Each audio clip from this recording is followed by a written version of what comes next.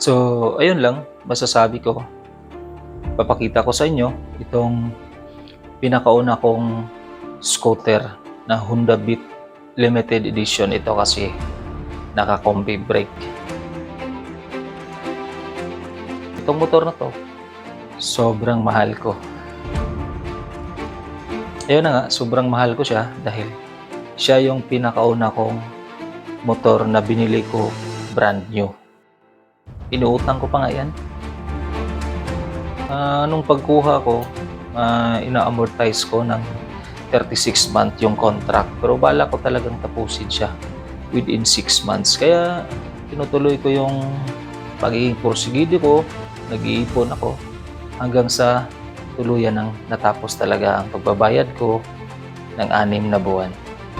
So ito na ngayon, pinangalanan ko ang aking motor na si Maganda dahil makikita nyo naman, sobrang ganda niya.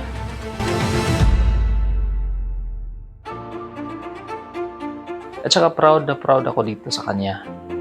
Kasi sobrang bait ng motor na ito sa akin. Hindi ako iniiwan ito. Sobrang kondisyon. Kaya panalo itong Honda Beat Combi Brake Limited Edition.